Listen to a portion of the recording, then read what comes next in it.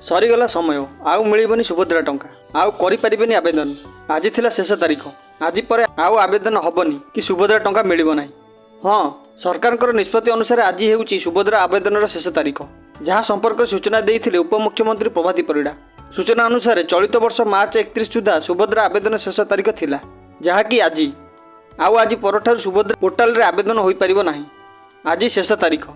जदि भी आपण योग्य हिताधिकारी आ सुभद्रा योजना रे सामिल हेबा पे उपयुक्त ताहाले हाथ में आज गोटे दिन। आज दिन गला पर काली ठारो आउ सुभद्रा फॉर्म पकाई हेबो नाही। ए नै पूर्व सूचना देथिले प्रभाती परिड़ा। यही तारीख सुधा जो योग्य हिताधिकारी सुभद्रा योजना रे फॉर्म पकाई सेमानकु राखी पूर्णिमा रे एकाथरे पिछिला किस्ती सहित 15,000 टंका मिलिबो। एकाथरे पाइबे 15,000।